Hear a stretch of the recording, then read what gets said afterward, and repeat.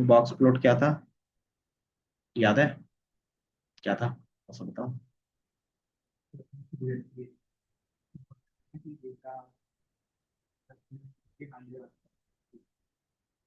हम्म, क्या आप इजिली इसमें क्या कर सकते हैं, इजिली ट्रैक कर सकते हैं आउटलायर्स को। जैसे अगर यहाँ पे आप देखोगे एक एग्जांपल के फॉर्म में, तो यहाँ पे एक बॉक्स प्लॉट में दिखेगा। तो बॉक्स प्लॉट में क्या होता है कि आपके पास जो भी डेटा होगा वो पूरा इसी रेंज पे होगा। अब ये बॉक्स प्लॉट बनता कैसे है, इसके लिए कॉन्सेप्ट होता है परसेंटाइल का, या फिर परसेंटाइल बोल सकते हैं, फिर इंटर क्वार्टाइल रेंज, या फिर क्वार्टाइल रेंज। क्वार्टाइल रेंज पता है, क्वार्टाइल रेंज नहीं पता। कि हम लोग क्या करते हैं, कोई भी डेटा रहता है उसको चार पार्ट में डिवाइड कर लेते हैं, तो इसको बोलते हैं क्वार्टाइल रेंज। अब कौन से क्वार्टर हो सकता है कि पहले क्वार्टर में ज्यादा डेटा हो, दूसरे क्वार्टर में ज्यादा हो, तीसरे में भी हो सकता है, चौथे में हो सकता है, तो इधर उधर क्या होगा, ये शिफ्ट हो सकता है। अब इसके बेस में क्या करते हैं कि क्वार्टर वन और क्वार्टर थ्री के बीच पे जो भी डेटा रहता है उसका डिफरेंस निकाल लेते हैं, कि एक्चुअली में यहाँ पे कितना डेटा लाई कर रहा है वो देखना चाह रहे हैं। क्योंकि मोस्ट ऑफ द चीजें क्या होती है, मिडिल पे भी होती है ना। ये हो सकता है कि लेफ्ट होगा, राइट होगा, वो भी हो सकता है। तो इसके बेस पे हम लोग क्या करते हैं कि जहाँ पे सबसे ज्यादा डेटा है उनके बीच का हम लोग क्या निकालते हैं, डिफरेंस निकाल लेते हैं। तो वही हमारा क्या होता है, Q3 माइनस Q1 करेंगे, तो यही हमारा क्या बनेगा, इंटर क्वार्टाइल रेंज। और ये जो बॉक्स बन रहा है वही है, कि जो डिफरेंस आ रहा है सबसे ज्यादा डेटा इसी में होगा, इस बॉक्स जहाँ पे बनेगा। तो ये बॉक्स ऊपर भी बन सकता है, जैसे आप देखोगे, तो ये बॉक्स क्या है, ऊपर भी बन सकता है, नीचे भी बन सकता है, मतलब डेटा कहीं पे भी आ सकता है। जिधर ज्यादा डेटा होगा ये बॉक्स उधर शिफ्ट हो जाएगा। हाँ, हाँ उसमें भी सेम होती है। उसमें क्या रहता है कि एक कॉन्सेप्ट रहता है उसमें, आउटलायर का सिर्फ कॉन्सेप्ट नहीं रहता है, कि उसमें जो भी डेटा होगा वो क्या होगा, फिक्स रेंज के बीच में होगा, मैक्स और मीन के बीच में ही रहता था। उसमें क्या रहता है कि आपके पास दो चीजें रहती हैं, कि मार्केट कहाँ पे स्टार्ट हुआ है, कहाँ पे एंड हुआ है, सबसे लोएस्ट मतलब लास्ट टाइम में लोएस्ट, और अभी तक का हाईएस्ट कितना गया, इस तरीके से। तो उसमें चार कैटेगरी की चीजें होती है। अगर ये क्या है प्रॉफिट, ये क्या गया, अगर हाईएस्ट इतना गया है तो उसमें क्या होगा, ग्रीन दिखेगा। अगर यही हाईएस्ट पहले यहाँ तक था लेकिन वापस यहाँ चला गया, तो यही कैंडल क्या दिखेगा, रेड दिखेगा, है ना। तो ये क्या रहता है, डेटा रहता है आपके पास कि प्रीवियस के बेस पे, साइलेंट कर लो। तो इसके बेस पे हमने IQ, क्या बोलते हैं, IQR 1 और 3 के बीच में जो भी आया उसी में क्या रहता है, मोस्ट ऑफ द डेटा रहता है। तो जिधर डेटा होगा वो उधर ही शिफ्ट हो जाएगा। और मीडियन क्या होता है, वो पता है, कि डेटा का मिडिल वैल्यू होगा, है ना। तो डेटा का मिडिल कहाँ पे होगा, जहाँ पे सबसे ज्यादा डेटा लाई करेगा। तो ये मिडिल वैल्यू कहीं पे भी हो सकता है, अगर ज्यादा डेटा इधर है, लोअर साइड है, तो ये इधर शिफ्ट हो जाएगा। अगर ज्यादा डेटा इधर है तो मिडिल वैल्यू इधर शिफ्ट हो जाएगा। और मिडिल वैल्यू से क्या पता चलता है फिर, कि मोस्ट ऑफ द लोग यहीं पे क्या कर रहे हैं, ट्रेड कर रहे हैं। और अगर रेंज लेंगे तो मोस्ट ऑफ द पर्सन क्या है, यहीं पे अपना ट्रेड ले रहे हैं। और इसी के बेस पे क्या करते हैं, हम लोग अपना प्रॉफिट रखते हैं, कि इनके और इनके बीच में रखते हैं तो प्रॉफिट आ सकता है। अगर इससे थोड़ा सा भी क्या करते हैं, बाहर जाते हैं, कि हम लोग रख लिए हैं यहाँ पे, तो इससे क्या होता है मार्केट में, कि ये पॉसिबिलिटी बहुत कम हो जाती है, कि यहाँ पे जा भी सकता है, नहीं भी जा सकता है, उसके चांसेस कम रहेंगे। तो ये चीज क्या रहता है, इंटर क्वार्टाइल पे देखते हैं। और इसमें दूसरा चीज रहता है कि हम लोग इसका यूज करते हैं आउटलायर चेक करने के लिए, कि उसमें कोई ऐसा अनयूजुअल वैल्यू तो नहीं है जो क्या है कि नॉर्मल वैल्यू से ज्यादा है। एंड देन ये मैक्स और मीन कैसे डिसाइड होता है, पहला डेटा से डिसाइड हो सकता है जो स्टॉक मार्केट में होता है। और नॉर्मली क्या करते हैं हम लोग, कि उसका जो भी वैल्यू होता है मिनिमम और मैक्सिमम के बेस पे वो डिफाइन करते हैं। और ये रहता है फेंसिंग, कि जो IQR की वैल्यू रहेगा उसका 1.5x क्या रहेगा, ये फेंसिंग रहेगा, मतलब ये लाइन रहेगा। उसका 1.5 गुना जो भी वैल्यू होगा वो हम लोग ये रेंज डिसाइड कर लेते हैं। हाँ, इधर प्लस कर लेते हैं और इधर माइनस कर देते हैं। तो इससे क्या होता है कि आप ये रेंज घटा भी सकते हो, बढ़ा भी सकते हो। अगर आपको लगता है 2x रखना है तो 2x, 3x रखना है तो 3x। ये घटाते बढ़ाते क्यों है, अपनी सेफ्टी साइड के लिए, कि हमारा जो डेटा होगा यहाँ तक जा सकता है, तो हम लोग क्या करेंगे, यहाँ तक बढ़ा लेंगे। ये डेटा यहीं तक जाएगा तो हम लोग क्या करेंगे, दोनों तरफ रिड्यूस कर लेंगे। तो ये क्या होता है, फैक्टर होता है जिसके बेस पे आप क्या करते हो, अपनी फेंसिंग्स या लिमिट को क्या करते हो, सेट करते हो। तो यही चीज हम लोग इस पे भी क्रिएट कर लेंगे।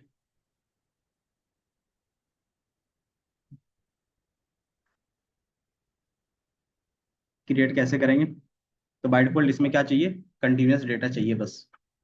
तो कंटिन्यूस डेटा हमारे पास क्या है, मान लो सेल्स ही ले लेते हैं या फिर प्रॉफिट। हम्म, हो रही है। तो हमने क्या किया, एक यहाँ पे बार ग्राफ आ गया, बाय डिफॉल्ट आप क्या कर सकते हो, चेंज कर सकते हो। और एक इसके बेस पे दिखाना है, मेजर्स तो हमने लिया है, बॉक्स प्लॉट मेजर्स।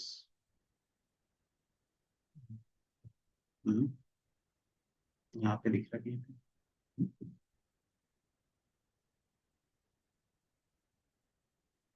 तो एक और कुछ डेटा ले लेते हैं फिर, और रीजन वाइज कैटेगरी वाइज दिखा, आपको ये दिखेगा। अब आप यहाँ से क्या कर सकते हो, देख सकते हो।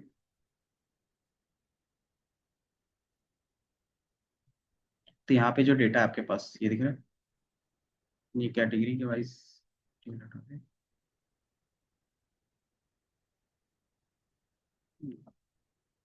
तो इसमें वैसा कुछ नहीं, आप देख सकते हो यहाँ पे हमारे पास क्या है। अब इसको क्या कर सकते हैं हम लोग, की कैटेगरी वाइज को कॉलम वाइज में दिखा सकते हैं कि हर एक कैटेगरी का अलग अलग बने। मैं कैटेगरी वाइज, शायद कैटेगरी में वैसा कुछ सेल्स नहीं है, तो मैं प्रॉफिट को ही ले लेता हूँ, प्रॉफिट और सेल्स। और यहाँ से मैं बॉक्स प्लॉट करूँ, ये नहीं कर रहा। अब इसी को रीजन, आपको थोड़ा सा यहाँ पे दिखेगा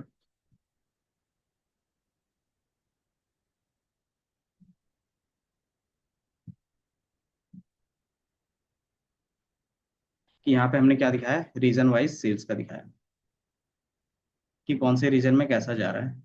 कि मोस्ट ऑफ द डेटा हमारे पास जो है इस रीजन में क्या है, लोअर साइड पे है। तो आपके पास क्या है, एवरेज भी लोअर साइड में क्या है।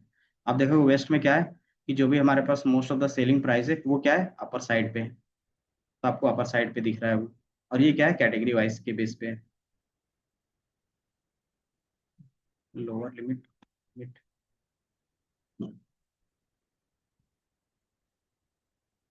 इसमें नेक्स्ट।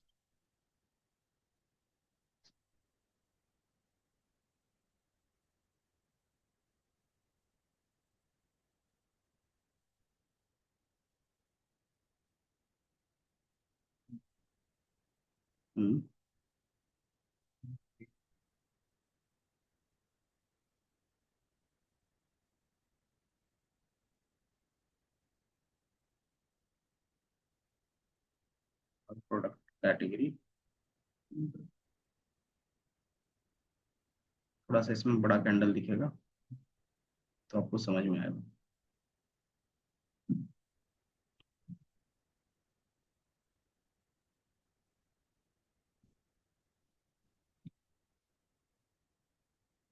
तो इसका ज़्यादातर हम लोग यूज़ करेंगे मशीन लर्निंग के काम पे। जब मशीन लर्निंग में क्या होता है, कोई अनयूजुअल डेटा रहता है तो उसको क्या करते हैं, चेक करने के लिए करते हैं। तो वहाँ पे आप सबसे ज़्यादा इसी का यूज़ करोगे आउटलायर चेक करने के लिए, ईडीए के पार्ट पे।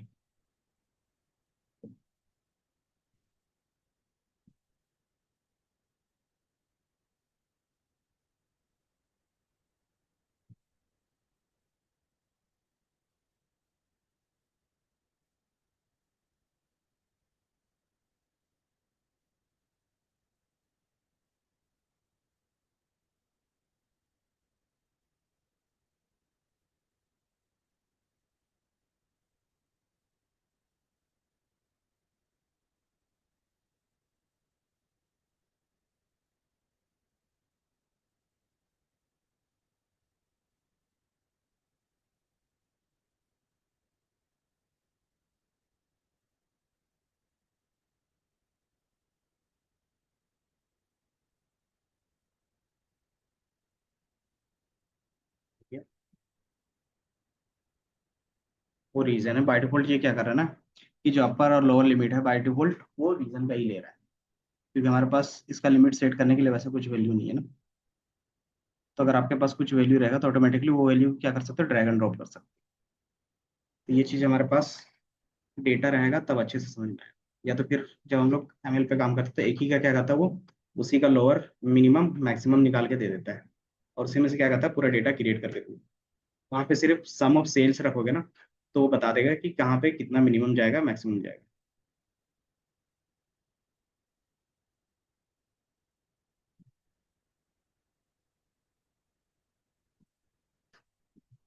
फिर नेक्स्ट हमारे पास कौन सा चार्ट था?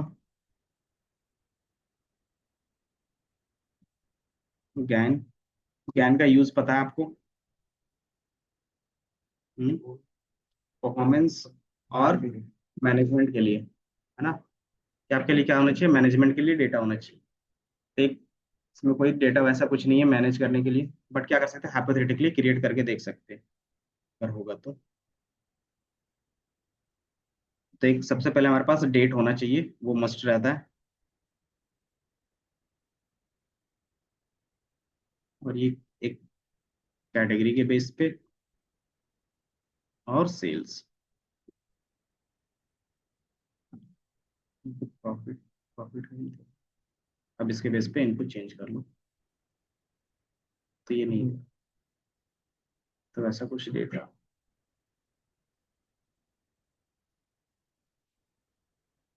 तो इसमें नहीं क्रिएट हो,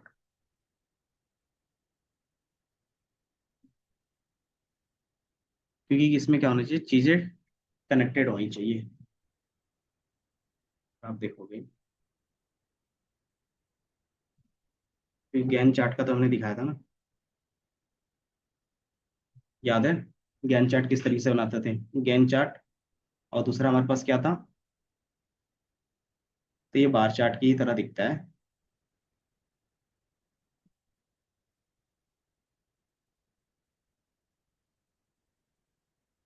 ये इस तरीके से आपको बार चार्ट की तरह दिखेगा, बट क्या रहेगा उसमें, टाइम ट्रैकिंग का रहेगा।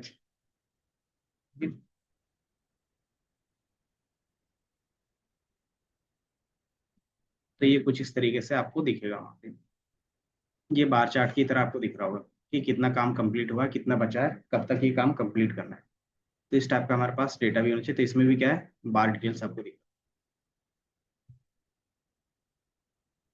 बट इसमें क्या है कि सब जीरो से स्टार्ट किया हुआ है, सब क्या है, डिफरेंट डिफरेंट है, इसलिए कि मान लो जहाँ पे फर्नीचर्स खत्म होना चाहिए तो ऑफिस सप्लाईज उसके बाद का होना चाहिए, फिर उसके क्या होना चाहिए, कुछ और भी होना चाहिए, तो क्या होता है उसके बाद वो स्टार्ट होता दिखता। मैं यहाँ से इसको तो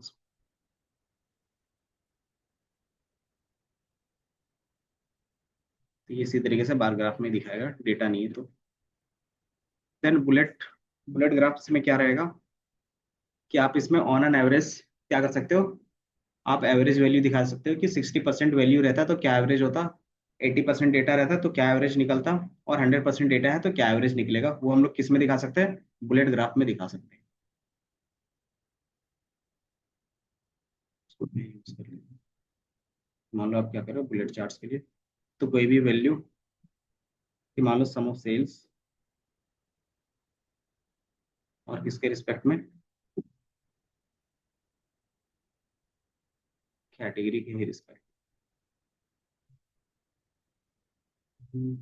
सम ऑफ सेल्स में जाएगा।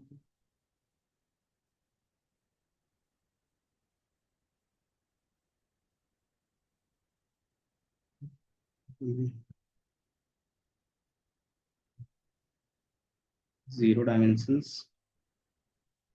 2 मेजर्स, एक और हम लोग मेजर्स लेंगे, और ये किसके रिस्पेक्ट में होगा,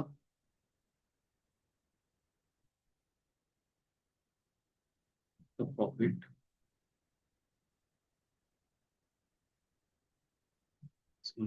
एक सम और प्रॉफिट के बेस पे, और हर एक कैटेगरी का देखना चाहते हैं तो आपको, अगर सिंगल देखना चाहो तो सिंगल का भी देख सकते हो। अगर मैं क्या करता हूँ यहाँ से कैटेगरी हटा देता हूँ, आपको सिंगल दिखेगा। तो बाय डिफॉल्ट प्रॉफिट कितना है, सेल्स कितना है, वो दिख रहा है। और यहाँ पे जैसे आप ले जाओगे, ये दिख रहा है कि 60% अगर डेटा रहता है तो उसका एवरेज कितना आता, वो दिख रहा है। अगर 80% डेटा आप लेते तो उसका एवरेज कितना आता, वो देख सकते थे। और ये क्या हमारा ऑन एन एवरेज क्या वैल्यू जा रहा है वो दिख रहा है। तो इस तरीके से आप क्या कर सकते हो, कैटेगरी सब कैटेगरी के बेस पे भी दिखा सकते हो कि हर एक कैटेगरी का क्या जा रहा है। कि ये हमारे पास क्या है, एक्चुअल डेटा है, और उसके बेस पे क्या डेटा होगा डिटेलिंग में। ये जो हमारे पास लाइट हमारे पास क्या है, ग्रे कलर का ग्राफ है, वो बेसिकली क्या है, टोटल सेल्स का है। ये हमारा क्या है, कॉपियर है। कॉपियर में हमारे पास टोटल सेल्स का क्या जा रहा है, तो उसका अगर 60% देखोगे तो इतना जाएगा, और इसका 80% देखोगे तो इधर ही है। ये 60%, ये 80% और ये 100% एवरेज। तो हर एक सब कैटेगरीज का क्या मिलेगा आपको, ऑन एन एवरेज मिल जाएगा उसके रिस्पेक्ट में। तो ये दिख रहा है।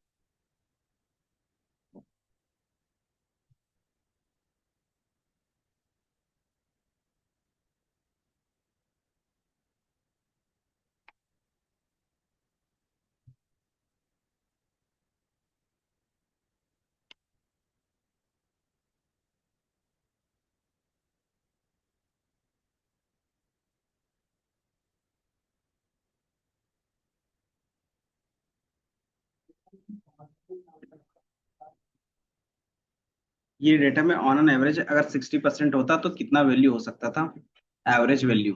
अगर 80% होगा डेटा तो उस समय एवरेज वैल्यू क्या हो सकता है, अगर उसी का अगर 100। हाँ, एक तरीके उसी तरीके वो क्रिएट कर रहा है कि मान लो आपके पास क्या है, प्रॉफिट इतना है, कि प्रॉफिट के बेस पे अगर आपके पास क्या रहता, 60% का रहता, तो ये आपका एवरेज इतना जाता। यही चीज अगर 80% होता तो आपका एवरेज ये कुछ इतना चला जाता। और यही 100% है, मतलब अभी जो डेटा है उसका एवरेज क्या है, 1.67 है।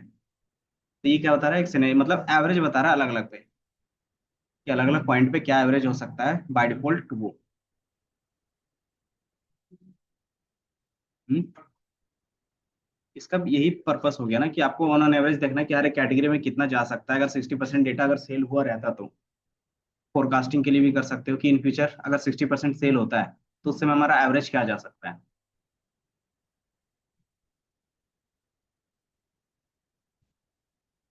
एवरेज वैल्यू तो 60% डेटा वो खुद क्या करता है, वहां से लेगा उसका कैलकुलेट कर लेगा एवरेज, और ये लाइन कर क्रिएट करके दे देगा आपको। और जो कि ये सारा हाँ, क्या दिक्कत है। हाँ,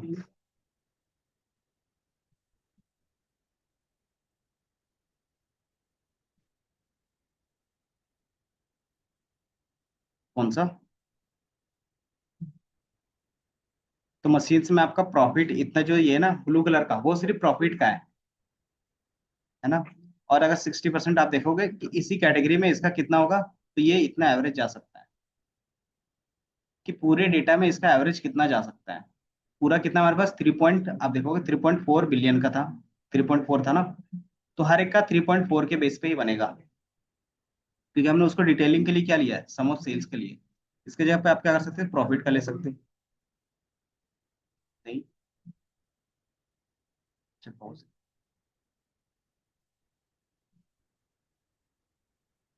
बाय डिफॉल्ट इसके बेस पे डिटेलिंग नहीं दिखेंगी, तो इसी को मैं।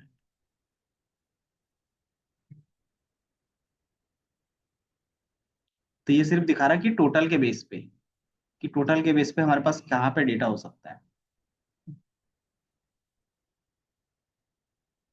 कि अगर आप क्या चाहते हो, मशीन्स की कैटेगरी पे जा रहे हो, तो मशीन्स का टोटल एवरेज कितना निकलेगा वो दिखा रहा है। और इसका आपको करिए कौन सा, अगर आप देखोगे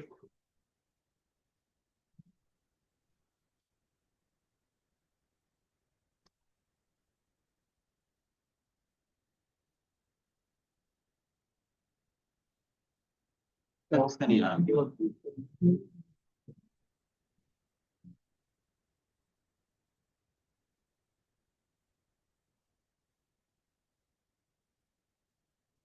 कोई डिटेल्स।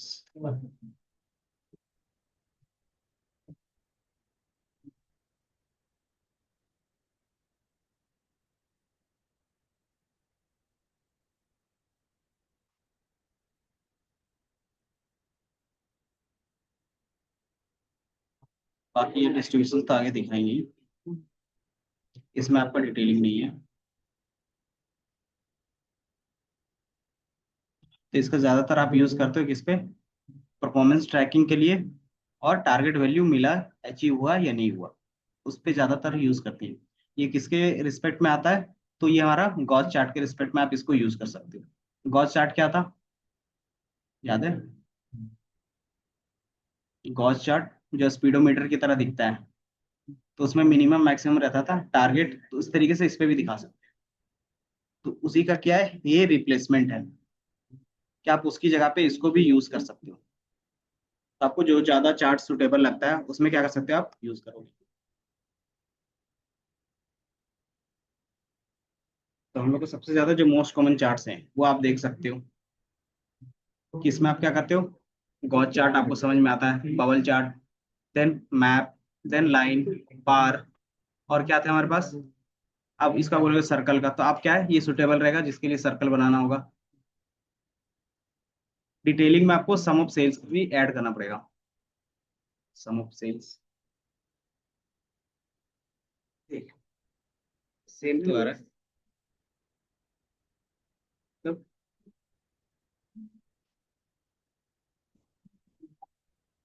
अगर मैं इसको यहाँ से हटा देता हूँ प्रॉफिट को, देन दोबारा अगर प्रॉफिट को लेते हैं, प्रॉफिट, तो ये आपके पास आया।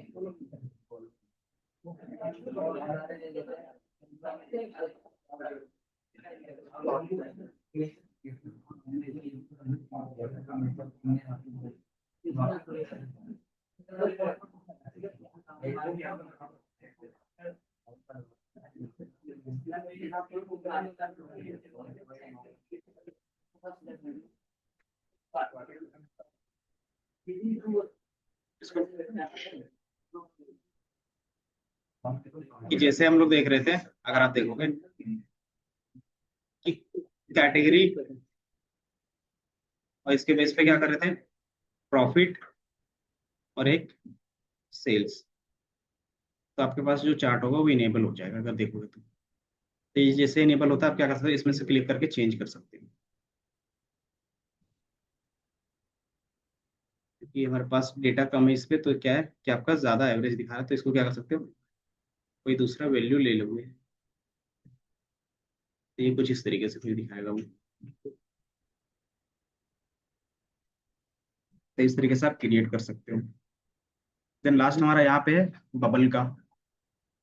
बबल चार्ट पता है क्या होता है? हाँ, उसके मैग्नीट्यूड और उनके वैल्यू के बेस पे क्या होगा, उनके बबल का साइज डिफाइन होगा।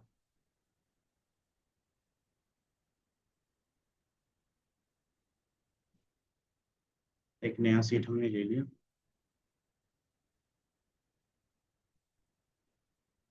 तो सब कैटेगरीज में ही देख रहे हैं कि कौन सा सब कैटेगरी सबसे ज्यादा सेल कर रहा है और कौन सबसे कम। तो ये सब कैटेगरीज और सेल्स या फिर प्रॉफिट के बेस पे ले लेते हैं।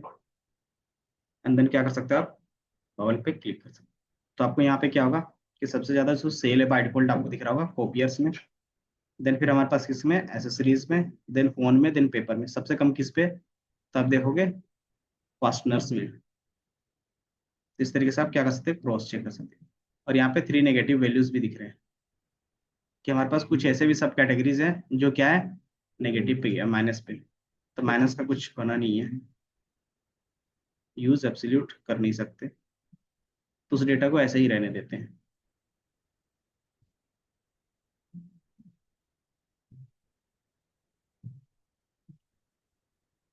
तो बबल हम जो हमारा बनेगा वो उसके मैग्नीट्यूड के बेस पे बनेगा। लेकिन जो नेगेटिव वैल्यू होता है उसका मैग्नीट्यूड नहीं बन सकता, इसलिए वो क्या कर रहा है, वो नहीं बना रहा हूँ। तो उसके जब भी वैल्यू यूज करना है तो क्या कर सकते हैं, बबल में पॉजिटिव वैल्यूज का ही यूज कर सकते हैं।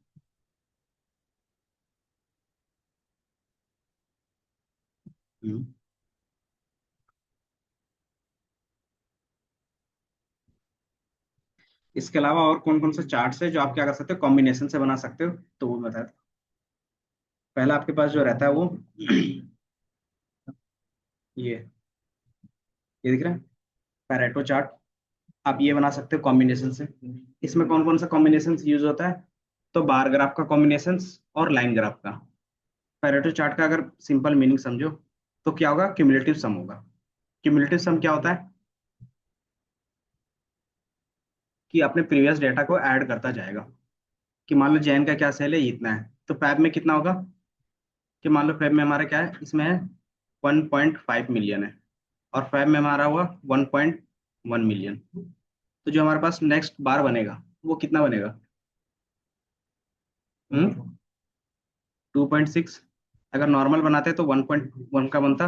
बट क्या है, पैरेटो में क्या होता है कि वो पिछले वाले डेटा को सम करते हुए जाता है, मतलब क्यूमुलेटिव सम करते जाता है जो भी उसके पास होगा, तो इसका ग्राफ कुछ ज्यादा बनेगा। तीसरा जो हमारे पास रहेगा कि मान लो इसका क्या है, 2.5 है, तो फिर कितने का बनेगा, तो इन तीनों का जो सम होगा, जो प्रीवियस सम होगा, जो फैब तक हमने सम किया था, प्लस जो करंट का होगा, तो इस तरीके से वो इसका बनेगा। तो इस तरीके से क्या बनेगा, पूरा ग्राफ बनेगा। तो इससे क्या आइडिया लगता है ट्रेंड का, कि हमारा ऑन एन एवरेज क्या ट्रेंड जा रहा है पूरे सेल में क्यूमुलेटिव पे। तो ये चीज आपको क्या होता है कि आप बार भी बना सकते हो और उसके साथ उसका लाइन भी बनाओगे। तो जब भी ये बार और लाइन बनेगा वो हमेशा क्या बनेगा, डायरेक्शनल बनेगा। तो इस तरीके से हमेशा दिखेगा। कभी कभी क्या होगा, नेगेटिव हो सकता है कि अगर बहुत ज्यादा ही लॉस हो गया तो क्या होगा, कि माइनस होगा। कि मान लो हमारे पास जो नेक्स्ट में था -2.5 हो गया था, तो पहले कितना था, ये था। अब इसमें क्या होगा, ये माइनस होगा तो क्या होगा, हमारा वैल्यू माइनस में जाएगा, तो ये ग्राफ थोड़ा सा पी नीचे जा सकता है। तो ये हमारा होता है पैरेटो ग्राफ। कि अगर आप देखो कैसे बना सकते हो, तो यहाँ पे स्टेप्स हैं कि आप इस तरीके से डेटा ला सकते हो, मेजर्स, और क्या होगा, ये क्रिएट हो जाएगा। आप यहाँ से क्या करोगे, सिर्फ क्यूमुलेटिव सम पे क्रिएट कर सकते हो। बाय डिफॉल्ट अगर आप देखोगे मेजर्स, क्योंकि इसमें क्या होता है ना, स्टेप्स होते हैं। लास्ट लास्ट ये नहीं है कि इन्होंने लाइन ग्राफ अलग बनाया है, वो स्टेप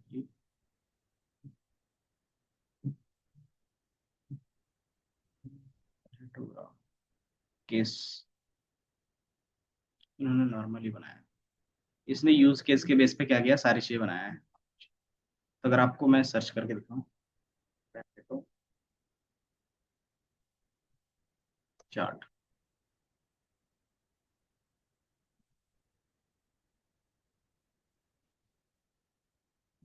तो ये दिख रहा है कि जब भी आप पैराशूट चार्ट बनाओगे तो या तो असेंडिंग में बनाओगे या फिर डिसेंडिंग में बनाओगे, जो भी बनाना रहेगा। तो इसी तरीके से आपको हमेशा ग्राफ दिखेगा। ये दिख रहा है, कभी भी ग्राफ दिखेगा तो इसी तरीके से दिखेगा। ये लाइन दिख रहा है, हमेशा क्या होगा, क्यूमुलेटिव परसेंटेज। अगर इन्होंने परसेंटेज में चेंज किया तो परसेंटेज में दिखेगा, अगर नॉर्मल वैल्यू में चेंज करोगे तो नॉर्मल दिखेगा। तो ये क्या है, क्यूमुलेटिव है आपका। तो कोई भी आप ग्राफ दिखाओगे तो इसी तरीके से सेम ग्राफ में दिखेगा। तो ये हमारा होता है पैरेटो। ये बेसिकली बताता है कि ऑन एन एवरेज हमारा कैसा चल रहा है वैल्यू। अगर ये क्या होता है, लाइन कहीं पे क्या होता है, नीचे चला जाता है, इसका मीनिंग क्या हो गया कि ये क्यूमुलेटिव आपका नीचे जा रहा है। उसका फिर मीनिंग क्या होगा कि वहां पे हमारा ह्यूज लॉस हुआ है, तभी वो नीचे जा रहा है। क्योंकि क्यूमुलेटिव सम कर रहे हो, अगर वो भी नेगेटिव में जा रहा है, इसका मतलब क्या है कि लॉस भी, और वो भी क्या है कि जितना पिछले मंथ में पूरा कमाया था वो पूरा खत्म हो। तो इससे क्या था कि आपको पता चलता है वैल्यूज कि वहां पे हमारा क्या होगा। जैसे ऐसा सिनेरियो कब आया होगा, कोविड पे, जब 2 साल सब चीज बंद रहता है, तो कि जब भी आपके पास मार्केट में क्रैश होता है तब आता है, या फिर क्या होता है, कोई ऐसा सिनेरियो जैसे कोविड का था उस टाइप टाइप का आता है, तब इस तरीके से दिखता है। लेकिन बाय डिफॉल्ट जो भी मार्केट रहता है हमेशा क्या दिखेगा, यही ट्रेंड दिखेगा कि ऑन एन एवरेज ये पूरा इस तरीके से बढ़ता हुआ दिखेगा, या तो एक टाइम के बाद स्टक दिखेगा। तो इस तरीके से हमें दिखता है। इसको बोलते हैं पैरेटो चार्ट। हर एक चार्ट का क्या रहता है, थ्योरी रहता है, तो थ्योरी के बेस पे आप देख भी सकते हो। और कौन सा इस पे रहेगा, लाइन हो गया, वाटरफॉल बताया, लाइन चार्ट, डुअल एक्सिस, एक डुअल एक्सिस बताना है। इसमें और भी चीजें होती हैं। एक हमारे पास एक्स्ट्रा होता है,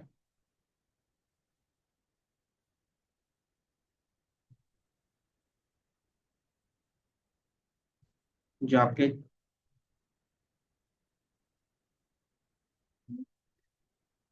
जो आपको ये कुछ इस तरीके से दिखाना कि अगर आप डॉटेड के बेस पे ज्यादातर दिखाते हैं, एक लाइन और एक डॉटेड, दिख रहा है कि एक लाइन रहेगा और स्टार्टिंग एंडिंग में डॉटेड रहेगा, तो उसको हम लोग क्या बोलते हैं, लॉलीपॉप चार्ट। जो आपके बेस पे क्या है, यहाँ पे थोड़ा सा डिटेलिंग बताना है। डिटेलिंग मतलब कि कौन कौन सा और चार्ट बना सकते हो। इधर क्या आप दिख रहा है कि histogram, tree map, bullet chart क्या होते हैं, एक्सिस चार्ट क्या होते हैं, स्कैटर, डेटा हाइलाइटर क्या होता है, क्रॉस टैब क्या होते हैं, मोशन चार्ट की जो हम लोग वो बना रहे थे बाय डिफॉल्ट टैब पे, किस पे, पेज पे, तो वो हमारा मोशन चार्ट था, bar chart, box plot. Then custom chart, मतलब क्या कर सकते हैं, अलग अलग चार्ट को कंबाइन करके कस्टम चार्ट बना सकते हैं। तो वो मोशन चार्ट ही रहता था। एक लॉलीपॉप चार्ट है, वो बना सकते हो। डोनट हम लोग दो अलग अलग कंबाइन करके बना रहे थे। वाटरफॉल आप क्या कर सकते हो, कंबाइन करके बना सकते हो, या फिर बाय डिफॉल्ट आपको यहाँ पे दिखेगा। इधर क्या, ये देखोगे तो यहाँ पे जाओगे तो यहाँ पे भी दिखेगा गैन चार्ट का। इसके रिस्पेक्ट में क्या होगा, वाटरफॉल चार्ट बना सकते हैं। और हमारे पास क्या, फनल चार्ट।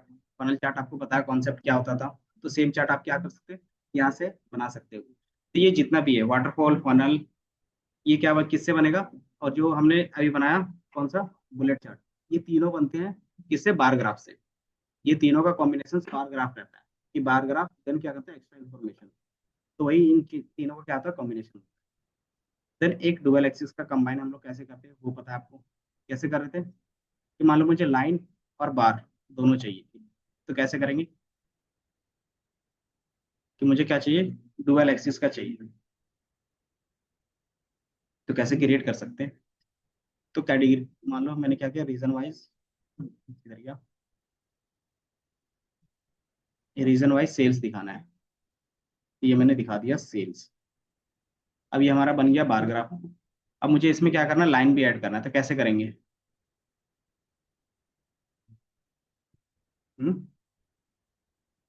प्रॉफिट सेल्स, तो अगर प्रॉफिट भी दिखाना तो प्रॉफिट भी इस तरीके से यूज कर सकते हैं। अब इसको क्या करना है कि आपको डुअल एक्सिस पे चेंज करना है, तो कैसे करोगे। हम्म तो इसमें आप देखोगे ना, ये ऑटोमेटिक है, तो इसको क्या कर सकते हो, लाइन पे चेंज कर सकते हो, कि एक ग्राफ हमने लाइन पे चेंज कर दिया और एक क्या है, बाय डिफॉल्ट बार है। अब क्या कर सकते हो, इस पे राइट क्लिक करके डुअल एक्सिस, ये दिख रहा है। तो आप इसमें जैसे ही क्लिक करोगे तो दोनों क्या कंबाइन होगा। तो कंबाइन होने के बाद हमारे पास अगर ये बाय डिफॉल्ट डॉटेड बन रहा है तो मैं क्या करूंगा, इस पे बना लूँ इस व्यू। तो पहले वाले का लाइन कंबाइन।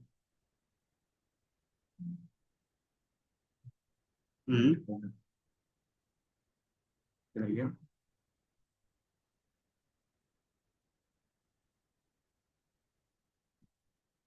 तो ये स्कैटर पूरा पहले वाले का लाइन है, दूसरे का सर्कल ना होके बार ले लेंगे। तो ये कुछ इस तरीके से फिर आपको दिखेगा, ये दिख रहा है।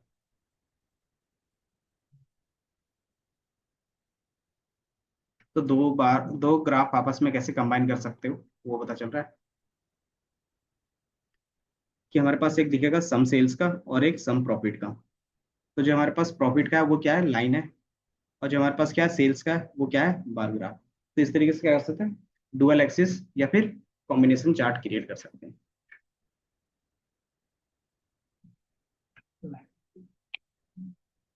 क्या चीज।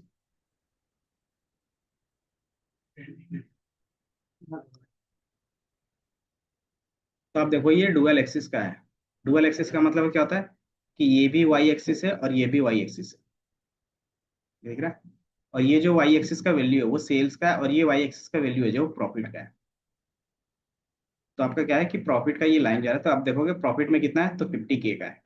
इसमें कितना है, तो ऑन एन एवरेज 1.1 का है। इस तरीके से इधर देखोगे सेल कितना है, तो 7K का है।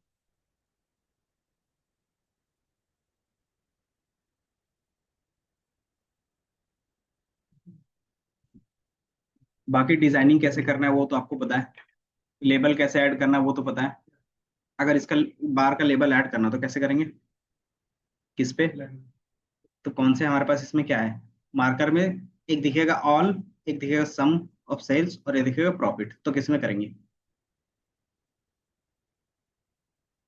तो सेल्स पे आप क्लिक करोगे, देन यहाँ पे क्या करोगे, लेबल को ड्रैग एंड ड्रॉप करोगे। तो लेबल किसका चाहिए, सेल्स अमाउंट का चाहिए, तो यहाँ से ड्रैग एंड ड्रॉप कर सकते हो।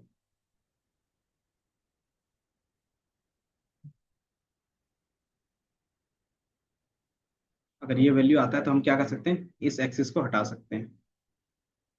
सो हेडर्स हटा दिया, क्योंकि हमारा सेल्स प्रॉफिट का भी रखना चाहते हैं तो प्रॉफिट का भी रख लेते हैं।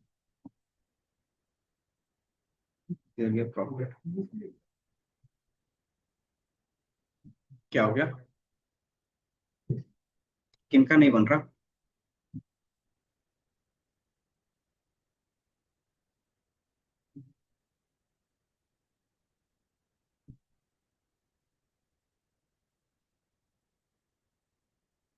हाँ डॉटेड वाला, उसमें सिर्फ लाइन क्रिएट नहीं हुआ था ना, तो एक बार मैं क्रॉस चेक कर लूंगा उसके बाद।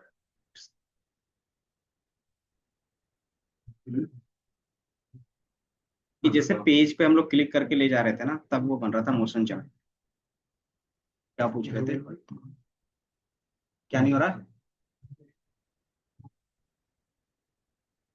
क्या ऐड, इधर देख लो कि मुझे क्या करना था, प्रॉफिट और सेल्स का दिखाना था, और एक का लाइन दिखाना था, एक का बार दिखाना था, किसके रिस्पेक्ट में दिखाना था। तब किसी भी कैटेगरिकल डेटा के रिस्पेक्ट में दिखा सकते हो। तो बाय डिफॉल्ट हम लोग क्या ले रहे थे, सिर्फ कैटेगरी का ही ले रहे थे। अब इसके रिस्पेक्ट में क्या करना है आपको, प्रॉफिट, इधर गया एक प्रॉफिट ले लिया हमने,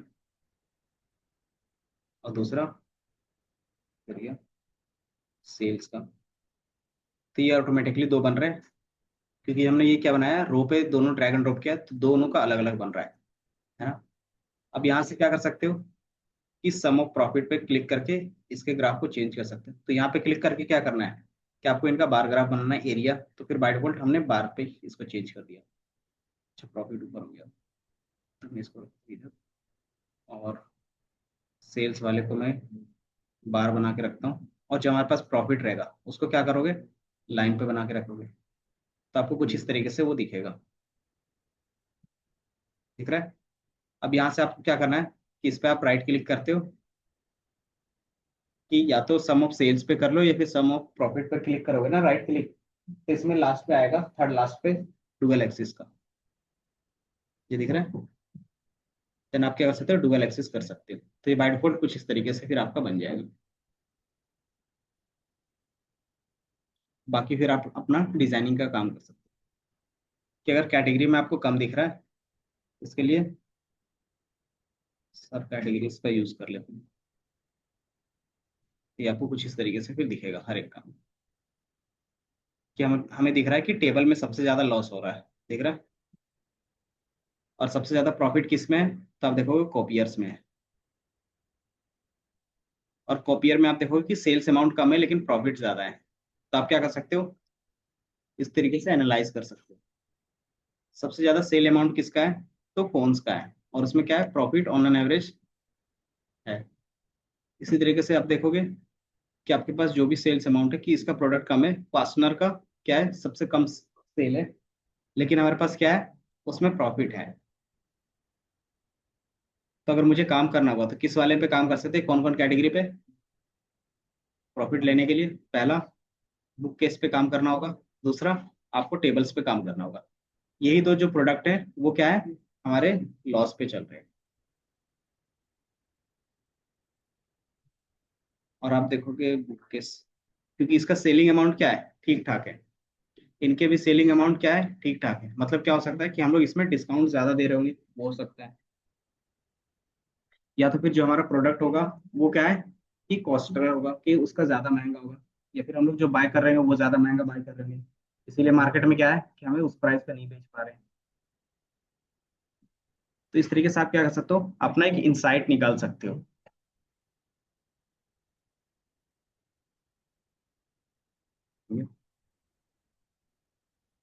क्योंकि एज एनालिस्ट आपको एनालाइज करके ना इनसाइट हर एक चार्ट का लिखना पड़ेगा, कि इसमें से आपने क्या समझा, इस वाले चार्ट से आप क्या समझ रहे हो। तो दो तीन लाइन आपको बताना पड़ेगा कि इसमें क्या चीजें देख रहे हो, और अगर सजेशन दे सकते हो तो सजेशन भी देना होगा। तो ये हो गया। इसके बाद टेबल ऑफ कैलकुलेशंस, अच्छा एलओडी का बताना था, तो ये अभी टाइम है। तो एक एनालिटिक्स का बता देते हैं, बाकी एलओडी का हम लोग कल देखेंगे। बाकी फिर डैशबोर्ड भी क्रिएट करना स्टार्ट कर लेंगे। तो अगर बाय डिफॉल्ट एक एनालिटिक्स का कॉन्सेप्ट आ रहा है, एनालिटिक्स का मतलब क्या होता है बता सकते हो।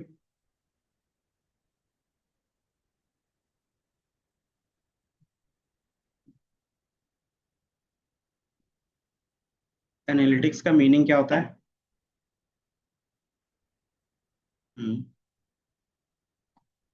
तो बाय डिफॉल्ट आप क्या करते हो, कुछ वैल्यूज क्रिएट करते हो, किसके रिस्पेक्ट में, या तो आप क्या करोगे, एक रेफरेंस लाइन क्रिएट कर सकते हो। रेफरेंस लाइन क्या होता है, कि कहाँ से कोई चीज स्टार्ट होगा या फिर कहाँ पे कोई चीज एंड होगा, वो चीज क्या कहते हैं, एक बेस लेते हैं ना, वो आप एक लाइन क्रिएट कर सकते हो। दूसरा क्या होता है, रेफरेंस बैंड हो सकता है, कि हम उसका एक रेंज डिफाइन कर सकते हैं, जरूरी नहीं कि एक ही पॉइंट हम लोग डिफाइन करें। फॉर एग्जाम्पल, कि मुझे क्या करना है, कल से पढ़ाई करनी है, तो क्या करते हो, क्या आप अपना टारगेट सेट करते हो कि कितना, कि बाय डिफॉल्ट आपने 2 चैप्टर पढ़ के रखा है, तो आप कहाँ से स्टार्ट करोगे, चैप्टर 3 से स्टार्ट करोगे। तो आपने क्या किया, एक बेस लाइन बनाया, है ना। दूसरा क्या कर सकते हो, एक लाइन ना बना के आप क्या कर सकते हो, कि चैप्टर 3 और 5 के बीच में से ये स्टार्ट कर सकते हैं, तो आप एक रेंज दे सकते हो। तो ये हमारा क्या होता है, रेफरेंस बैंड होता है। देन फिर आपके पास क्या होता है, ट्रेंड लाइन। ट्रेंड लाइन में क्या होता है, कि आपका जो डेटा है उसके रिस्पेक्ट में अगर आप लाइन ड्रॉ करोगे तो वो कैसा जाएगा, जाएगा डाउन डाउन जाएगा या फिर स्टैक रहेगा, तो वो डिफाइन कर सकते हैं। ट्रेंड मॉडल क्या होंगे, कि ये जो ट्रेंड लाइन बनेगा वो किसके रिस्पेक्ट में बनेगा, तो ये दो तीन मॉडल रहेंगे, उसके बेस पे बना सकते हो। देन एक होता है फोरकास्टिंग। फोरकास्ट का मतलब क्या होता है, नीतीश, फोरकास्ट का मतलब,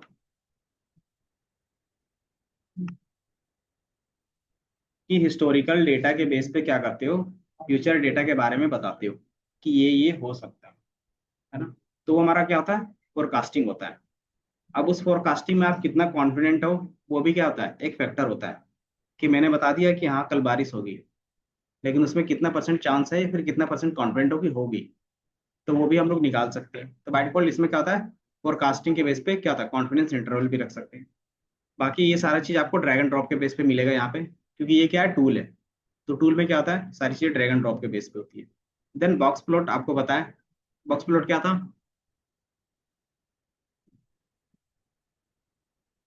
किस लिए क्रिएट कर रहे थे, डेटा एनालाइज करने के लिए कि उसमें आउटलायर है या नहीं है ना। तो वही क्या है, आपके एनालिटिक्स में आ रहा है कि आप बॉक्स प्लॉट भी क्या कर सकते हो, बाय डिफॉल्ट यहाँ से कर सकते हो। Then reference distributions. डिस्ट्रीब्यूशंस क्या होता है,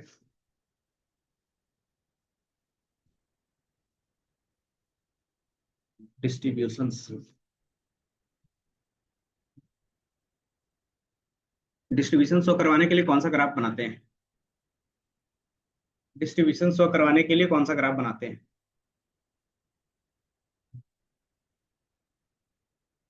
हिस्टोग्राम बनाते हैं। अच्छा, डिस्ट्रीब्यूशंस का मतलब क्या होता है, हम्म, बचपन में पढ़ा होगा डेटा हैंडलिंग में, कि क्लास 10 में कितने बच्चे हैं, क्लास 11 में कितने बच्चे हैं, क्लास 12 में क्या है, इस तरीके से आपको एक चार्ट मिलता होगा कि क्या है, क्लास 1 है इसमें 10 बच्चे हैं, क्लास 2 है इसमें 12 है, क्लास 3 है इसमें 20 है, क्लास 4 है इसमें क्या है, 30 है, और क्लास 5 है उसमें क्या है, 15 है। अब इसका आप क्या बनाओ, बार बना के दे दो। तो किस तरीके से बनाते थे, इसी का काउंट ही देखते थे ना, व्हाइट बोर्ड ये क्या है, काउंट ही है। तो आपने काउंट किया इस तरीके से, हर एक क्लास का बना दिया। अब इसमें से क्वेश्चन पूछे कि हाईएस्ट कौन से क्लास में, जिसका बार सबसे बड़ा होगा उसका क्या बोलते हो, ये हाईएस्ट में है। दूसरा क्या होगा, कि सबसे कम कौन हो सकता है।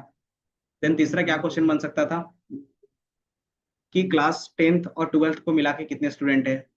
देन क्लास 2 और क्लास 3 में कितने स्टूडेंट है। तो इस तरीके से आप क्या करते थे, क्वेश्चन सॉल्व करते थे बचपन में। तो वही चीज हमारा क्या होता था, डेटा हैंडलिंग का पार्ट होता था। और वही डेटा हैंडलिंग में हम लोग क्या करते हैं, बाय डिफॉल्ट डिस्ट्रीब्यूशन ही दिखाते हैं। तो इस डिस्ट्रीब्यूशन के बेस पे क्या करते हो, आप डेटा चेक करते हो। और रियल वर्ल्ड में जितनी भी चीजें होती है डिस्ट्रीब्यूशन के बेस पे ही काम करता है। सार्थक, क्या नाम है, नीतीश, क्या चल रहा है, क्या अभी क्लास में असाइनमेंट क्यों कर रहे हो, क्या नाम है, हम्म, अनुराग, क्या बना रहे हो। और क्लास में अभी जो मैं बता रहा हूँ वो, फिर बोलोगे क्लास छूट जाती है, समझ नहीं आता। तो क्लास के बाद आप 1 घंटा रुक जाओगे और कर लोगे, ठीक है।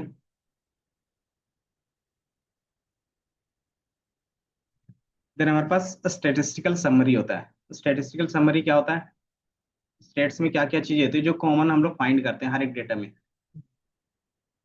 Mean, median, mode, standard deviations, variance, correlation, ये क्या रहता है, कॉमन रहता है। कितनी चीजें आप क्या करते हो, एक डेटा से निकालते हो। और स्टेटिस्टिकल बोल रहे हैं, इसका मतलब क्या है, इसमें न्यूमेरिकल डेटा आएगा, ना कि कैटेगरिकल। अगर न्यूमेरिकल कैटेगरिकल लेंगे तो कैटेगरिकल हम लोग क्या क्या निकाल सकते हैं, सिर्फ काउंट निकाल सकते हैं, फ्रीक्वेंसी निकाल सकते हैं, मतलब मोड कौन सा सबसे ज्यादा रिपीट हो रहा है। तो ये दो चीज इसका कैलकुलेट होगा। तो ये चीज आप क्या कर सकते हो, डायरेक्टली यहाँ पे ड्रैग एंड ड्रॉप के बेस पे ये सारा काम कर सकते हो। तो ये चीज हम लोग यहाँ पे करके देखेंगे। और ये ऑप्शन आपको कहाँ पे मिलता है, तो बाय डिफॉल्ट डेटा के जस्ट बगल में आपको दिख रहा होगा, एनालिटिक्स दिख रहा है। और इसी में ये सारा चीज ऑप्शन आपको दिखेगा। अभी आपका क्या है, इनेबल नहीं है, तो ये इनेबल कैसे होगा, तो जैसे ही आप डेटा इसमें पुट करोगे उसके रिस्पेक्ट में क्या होगा, ये सारी चीजें इनेबल हो जाएगा, कि कौन सी चीजें कहाँ पे क्रिएट कर सकते हैं, वो ऑटोमेटिकली इनेबल होगा। तो मान लो रीजन के बेस पे ही दोबारा दिखा लेते हैं, कि मैंने रीजन्स के बेस पे सेल्स दिखा दिया। तो बाय डिफॉल्ट आपका कुछ इस तरीके से दिखेगा, ये बार ग्राफ।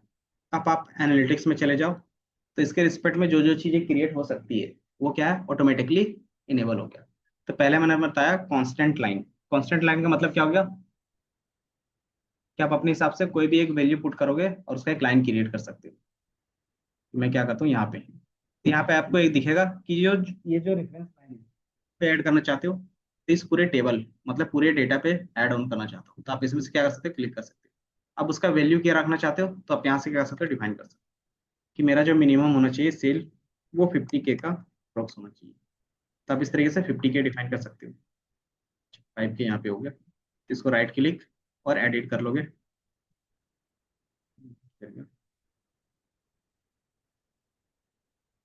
इसको मैं 5 इस तरीके से दिखा दिया। तो ये हमारा क्या है कि एक बेस लाइन बन गया, मतलब आप अपना कोई भी एक लाइन क्रिएट करना चाहते हो तो इस तरीके से क्रिएट कर सकते हो। तो मार्केट में क्या क्रिएट करते होंगे, टारगेट लाइन, है ना, कि मिनिमम इतना लाइन होना, मतलब मिनिमम इतना सेल होना ही चाहिए। दूसरा, किसके बेस पे क्या होगा, टारगेट भी रहेगा कि आपका टारगेट फिर इतना है और करंट टाइम में क्या चल रहा है वो, इस तरीके से आप क्या करते हो, दिखाते हो। तो हम लोग कैसे क्रिएट कर सकते हैं, तो वो कांस्टेंट लाइन के थ्रू क्रिएट कर सकते हैं। तो आप जितना लाइन ऐड करना चाहते हो आप सिर्फ क्या करोगे, ड्रैग एंड ड्रॉप करोगे। तो जितना लाइन आप ड्रैग एंड ड्रॉप करना चाहते हो वो क्या होगा, क्रिएट होगा। देन अगर आपने ये वैल्यू क्रिएट कर लिया है, अब इसके रिस्पेक्ट में क्या कर सकते हैं, एडिट कर सकते हैं। एडिट कैसे करेंगे, तो आप इसमें क्या करोगे, क्लिक करोगे इस लाइन पे और एडिट पे क्लिक कर लोगे। तो इसका क्या होगा, इस तरीके से आपको दिखेगा यहाँ। देन यहाँ पे दिख रहा होगा स्कोप। स्कोप में क्या है, तीन दिख रहे होंगे कि इंटायर टेबल पे आपको यूज करना है, या फिर पर पेन पे करना है, या फिर पर सेल पे करना है। पेन का मतलब क्या हो गया कि अगर पेन पे करोगे तो बाय डिफॉल्ट यहाँ पे ये क्या है, रीजन के बेस पे इसमें क्या रहता है, एक कैटेगरी भी ऐड करके रख देते हैं। तो क्या होता, तो आपको कैटेगरी भी दिखता। मान लो कैटेगरी कहाँ, ये हमने यहाँ पे यूज कर लिया कॉलम के बेस पे, ये दिख रहा है। तो अब आपको इसमें इजीली समझ में आएगा कि बाय डिफॉल्ट ये पूरे टेबल पे आ रहा है, ये बाय डिफॉल्ट पूरे टेबल पे एक लाइन आ रहा है। अगर मैं चाहता सिर्फ सेंट्रल के लिए लाइन क्रिएट करना तो उसको अलग तरीके से क्रिएट कर सकते हैं। अगर मैं चाहता सेंट्रल में सिर्फ ऑफिस का क्रिएट करना लाइन, तो उसका भी हम लोग क्या कर सकते थे, क्रिएट कर सकते थे। तो वो कैसे पॉसिबल था, तो यहाँ से आप एडिट करके ये ऑप्शंस ये दिख रहा है, पेन पे क्लिक करोगे तो आप क्या कर सकते हो, पेन पे क्लिक कर सकते हो। पेन में कौन सा, तो आप हर एक में आ रहा है इंडिविजुअल। अगर आपको दिख रहा होगा कि मैंने पेन पे क्लिक किया तो हर एक का क्या आ रहा है, हर एक रीजन का अलग अलग आ रहा है। अगर आप इसको इस तरीके से देखना चाहो तो इस तरीके से भी कर सकते हो कि बाय डिफॉल्ट मैंने क्या किया, कांस्टेंट लाइन। अब यहाँ पे क्या कर सकते हो, बाय डिफॉल्ट अभी नहीं आ रहा। दूसरा क्या तरीका होगा, आप इसमें से क्लिक करो इसका, अब इसको क्या कर सकते हो, एडिट कर सकते हो। इसकी वैल्यूज को मैं कर देता हूँ 1.5, सबका सेम आ रहा है ना, पूरे पेन पे सिंगल।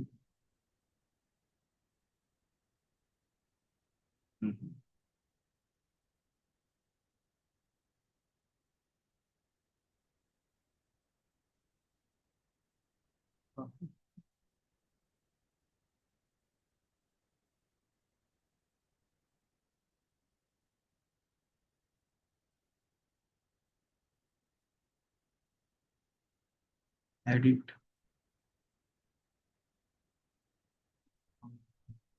हम्म, नहीं तो सबके लिए हमने अलग अलग, पहली बात ऑप्शंस आते हैं वो,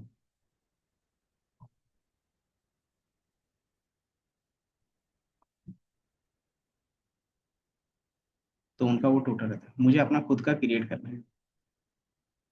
एक सेकंड में डेटा, तो हर एक का इन्होंने इंडिविजुअल क्रिएट तो किया है, बट क्या है कि अगर मैं चेंज करना चाहूँ तो सबका नहीं है ना।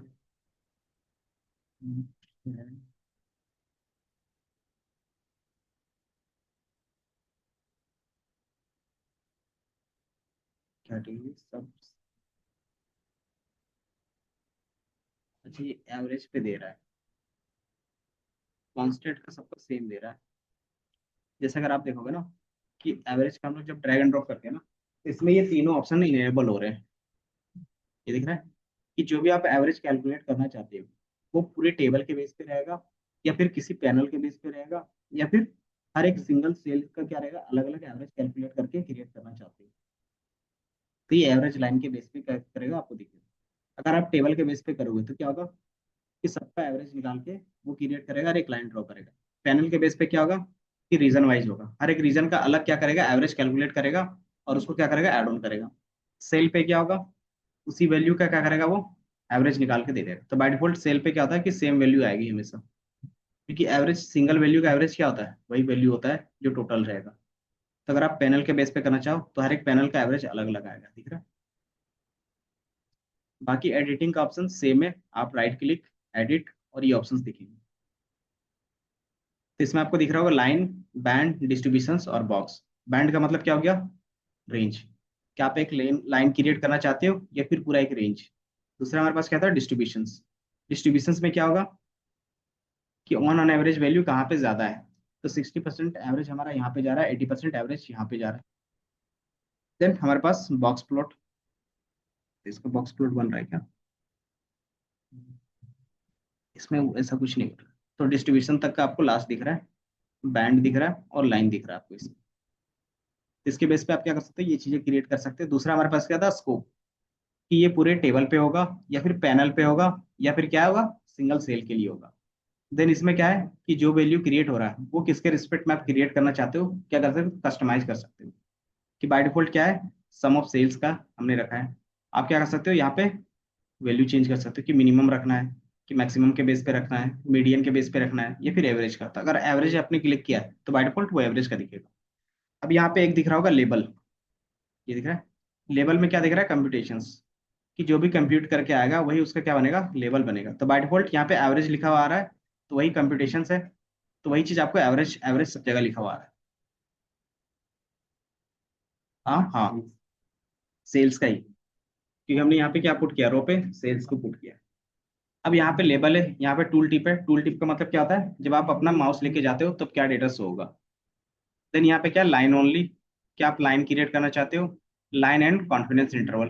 कॉन्फिडेंस इंटरवल क्या होता है अगर बेसिक लाइन पे समझे तो, कि आप जो लाइन बना रहे हो उसमें कितना परसेंट कॉन्फिडेंट हो, कि 90% हो, 95% हो, या फिर 100% हो।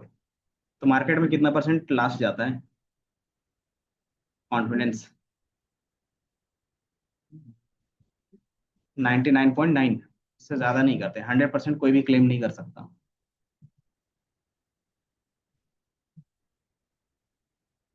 तो आप जो लाइन क्रिएट कर रहे हो, तो बाय डिफॉल्ट ये नॉर्मल लाइन है, मतलब एवरेज लाइन है, या फिर इसमें आप कॉन्फिडेंट हो। अगर कॉन्फिडेंट पे क्लिक करोगे तो यहाँ पे दिख रहा है कि आपने जो लाइन क्रिएट किया है उसका इंटरवल जो भी होगा उसमें आप कितना परसेंट कॉन्फिडेंट हो।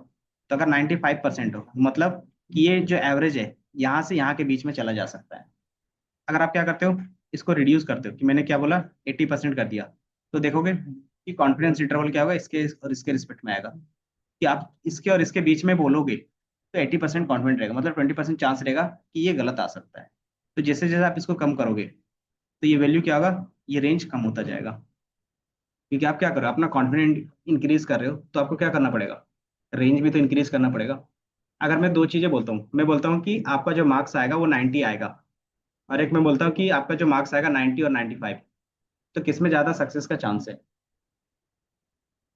कॉन्फिडेंट किसमें हम ज्यादा बोल सकते हैं। तो जिसमें हम रेंज लेते हैं ना, तो जैसे जैसे आप कॉन्फिडेंस बढ़ाते हो तो आप अपना रेंज भी बढ़ाते हो, है ना। क्योंकि एक नंबर पे कॉन्फिडेंस हम लोग उतना नहीं रहते जितना क्या है, रेंज पे रहते हैं। तो वही आप देखो कि जैसे जैसे आप क्या कर रहे हो, कॉन्फिडेंस बढ़ाओगे तो आपका रेंज भी बढ़ेगा।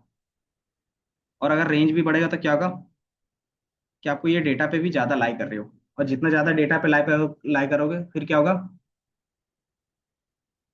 कि वो डेटा उस मार्केट के हिसाब से चलना चाहिए, कि आपने जो इसका रेंज रखा है उसमें जो भी डेटा आना चाहिए इसी रेंज पे आना चाहिए मार्केट से।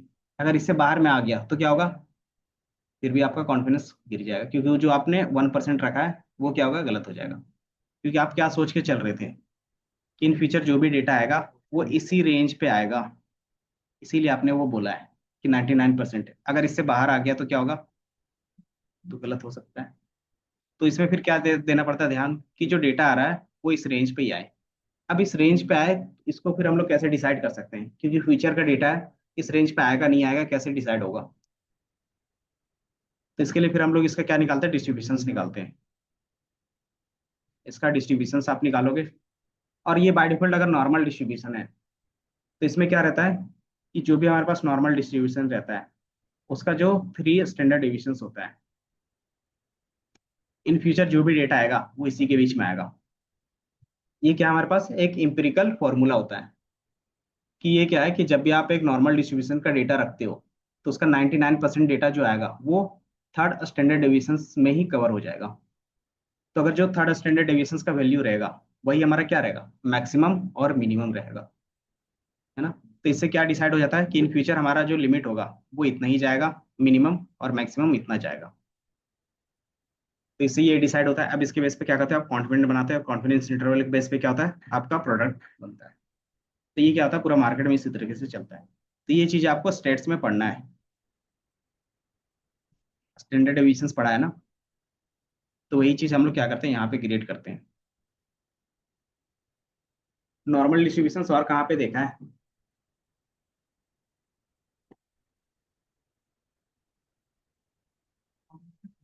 हम्म। इकोनॉमिक्स में आपको मतलब तीन तरीके का दिखता है। पहला, लेफ्ट स्क्यूड दिखेगा, राइट स्क्यूड दिखेगा, और नॉर्मल डिस्ट्रीब्यूशन पे दिखेगा। कि अगर आपके पास लार्ज डेटा है, रियल वर्ल्ड से कोई भी लार्ज डेटा कलेक्ट करते हो, तो बाय डिफॉल्ट उसका जो डिस्ट्रीब्यूशन बनता है वो नॉर्मल डिस्ट्रीब्यूशन ही होता है। अगर आप क्या करते हो, लार्ज डेटा नहीं है, तो आप नॉर्मली लार्ज डेटा अगर अलग तरीके से रखते हो, तो उसमें जो डिस्ट्रीब्यूशन बनेगा, या तो फिर लेफ्ट स्क्यूड बनेगा, इस तरीके से बनेगा, या तो राइट स्क्यूड बनेगा, इस तरीके से बनेगा, या फिर नॉर्मल डिस्ट्रीब्यूशन का बनेगा। कि जितना भी रियल वर्ल्ड में आप डेटा कलेक्ट करोगे, तो ये तीन डिस्ट्रीब्यूशन ज्यादातर बनते हैं।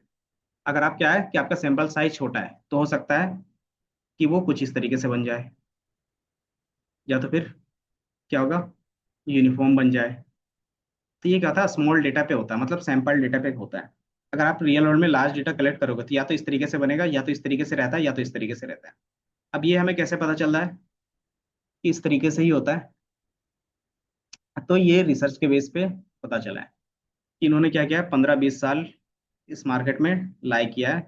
अब उसने क्या किया है, जितना भी वर्ल्ड में हो सकता है एक प्रॉब्लम से रिलेटेड डेटा, उसने पूरा डेटा कलेक्ट किया है, और उसका क्या बनाया, डिस्ट्रीब्यूशन बनाया है। अब इस डेटा को कलेक्ट करने में कितना साल लगा, तो 15 से 20 साल मिनिमम लगे। कि जितने भी साइंटिस्ट होते हैं स्टेट्स के, वो इतना साल देते ही है। जो पीएचडी करते हैं ना, उसका काम ही यही रहता है। तो उसके बेस पे क्या है, इन्होंने ये थ्योरी दिया है, तो इसके बेस पे इस तरीके से आपको दिखेगा।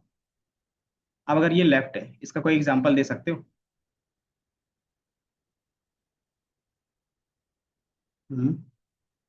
लेफ्ट स्क्यूड का, कि हमारा ज्यादा डेटा यहाँ पे लाई कर रहा है। अगर इधर लाई कर रहा है, तो इसका क्या चांस होगा कि आपका एवरेज भी इधर चला जाएगा, मीडियन भी इधर चला जाएगा, मोड भी इधर ही चला जाएगा। तो ऐसा कोई डेटा, क्लास के स्टूडेंट्स का परफॉर्मेंस, अगर मैं इसको क्या करता हूँ, 0 मार्क्स इधर रखता हूँ, 0, 15, 30, 40, 50, 60, 90। तो ऑन एन एवरेज मान लो कि 30 और 40 के बीच पे जाता है बच्चों का, है ना। कि अगर क्लास में कोई बंदा है, तो उसका क्या है कि 30-40 के बीच पे ले सकते हैं। तो इस तरीके से वो डेटा जाएगा। देन क्या होगा कि ऐसे बहुत कम होंगे जिसका क्या होगा, हाईएस्ट मार्क होगा। दूसरा, इनकम डिस्ट्रीब्यूशन। कि हमारे पास क्या है कि जो सैलरी रहेगी, मान लो ये क्या है, 3, 4, 5, 6। तो ऑन एन एवरेज सैलरी क्या होती है, सबसे ज्यादा यही होते हैं कि 5-6 लाख रुपए की होगी सैलरी, होगी बहुत सारे बंदों का। देन जैसे आप क्या करते हैं, 15 लाख, 20 लाख, 30 लाख, 1 करोड़, 2 करोड़। तो ऐसे बंदे आपको कितने मिलेंगे, धीरे धीरे कम होगा। तो इस तरीके से क्या होगा, लेफ्ट स्क्यूड और राइट स्क्यूड में डेटा दिखेगा। और नॉर्मल डिस्ट्रीब्यूशन में क्या होगा, height, weight. On an average height सबसे ज्यादा देखोगे सबका सेम रहेगा, है ना। कि आपका मिडिल पे आएगा, तो उसका क्या बनेगा, इस तरीके से बनेगा। वेट का भी देखोगे तो इस तरीके से बनेगा, है ना। तो ये हमारा क्या होगा, डिस्ट्रीब्यूशन के बेस पे होगा। तो ये आप क्या करते हो, एनालाइज करते हो।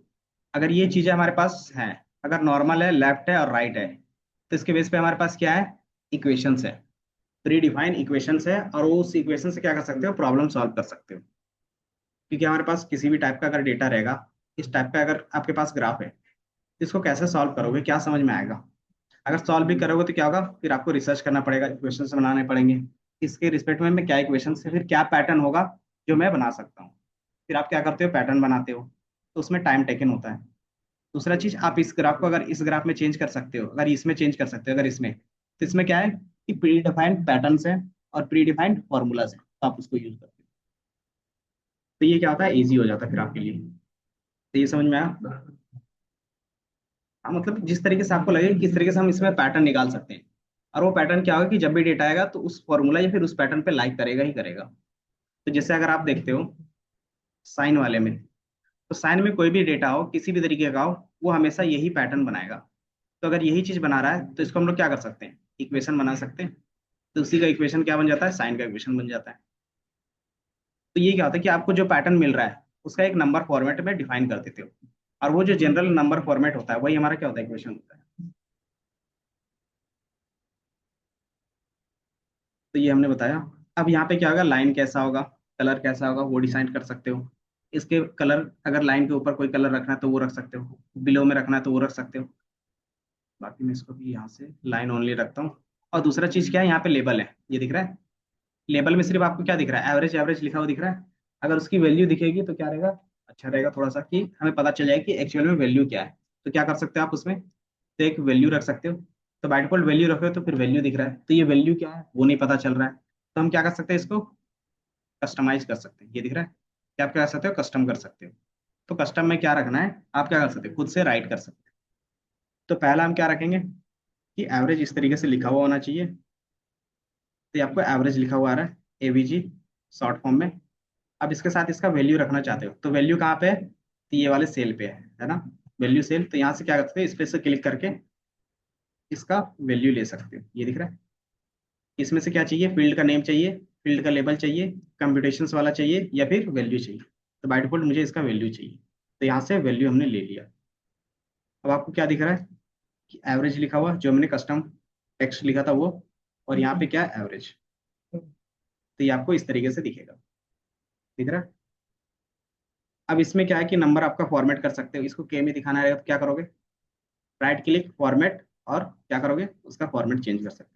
कि आप इसमें से राइट क्लिक, ये दिख रहा है फॉर्मेट, आप फॉर्मेट पे क्लिक करोगे और यहाँ से क्या कर सकते हो, नंबर फॉर्मेट चेंज कर सकते हो। इसको मुझे क्या करना है, के पे रखना है, या फिर मिलियंस में, तो मिलियंस में तो नहीं होगा, तो के पे ही सही रहेगा। तो आप इस तरीके से के पे रख सकते हो। तो ये समझ में आया। बाकी अगर कलर भी चेंज करना तो कलर भी चेंज कर सकते हो। ये बाय डिफॉल्ट में यहाँ से हटा दें।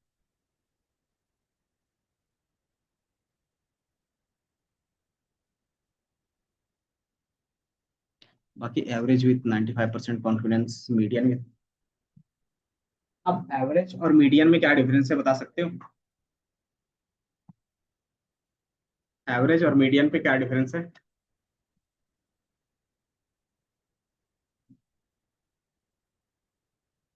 हम्म,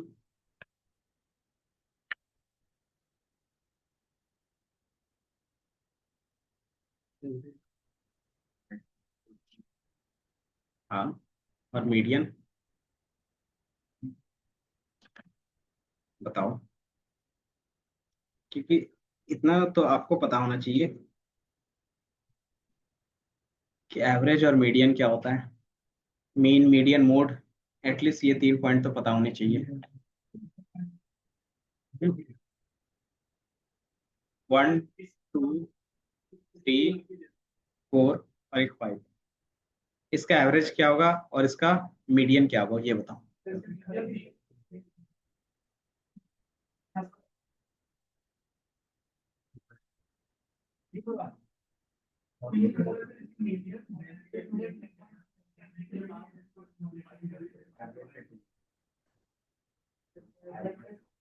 तो बाय डिफॉल्ट आप देखोगे एवरेज भी 3 है, मीडियन भी 3 है, तो दोनों तो सेम आ रहे हैं।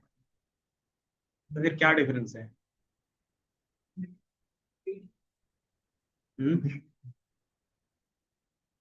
मिडिल वैल्यू 3 है। मीडियन बाय डिफॉल्ट आप बोलते हैं मिडिल वैल्यू को। तो मिडिल वैल्यू क्या दिख रहा है आपको यहाँ पे, सम करो ना, एवरेज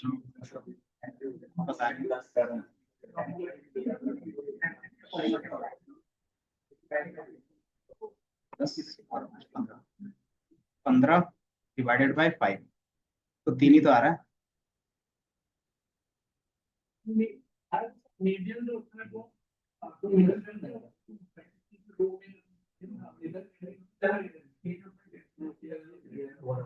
मान लो 6 कर दिया, अब क्या एवरेज होगा और क्या मीडियन होगा, ये बताओ। एवरेज और मीडियन बताओ इसका।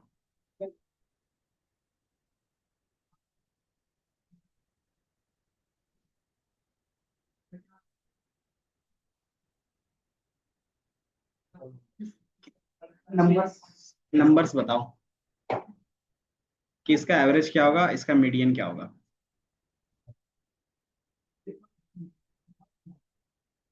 3.5 एवरेज और मीडियन।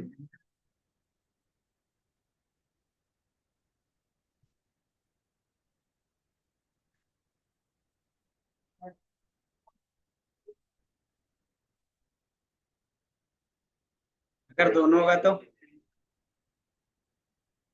मीडियन फिर ये दोनों का एवरेज होगा, क्योंकि मिडिल में क्या आ रहे हैं। अगर आप इस तरीके से क्रॉस भी करके देखोगे कि इधर से एक वैल्यू हटाया, एक ही हटाया, एक ही हटाया, एक ही हटाया, अब हमारे पास दो वैल्यू बच गए। तो हमारा इसका क्या कर सकते हो, आप एवरेज ले सकते हो। तो कितना होगा, 3.5 होगा। तो इसका क्या होगा, एवरेज भी 3.5 है और मिडिल वैल्यू भी 3.5 होगा, है ना। हम्म। तो वही चीज तो पूछ रहे हैं कि अगर दोनों सेम नंबर दे रहे हैं तो फिर डिफरेंस कहाँ पे आ रहा है।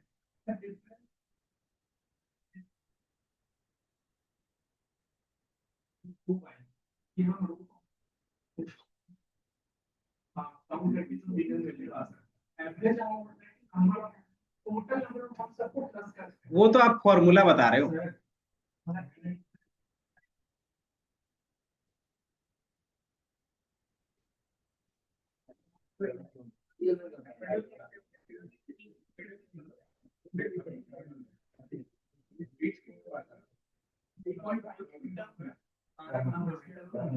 अच्छा, एवरेज फिर किसको बोलते हैं, अगर मीडियन को मिडिल वैल्यू बोलते हैं तो एवरेज भी तो मिडिल वैल्यू होता है। हम्म।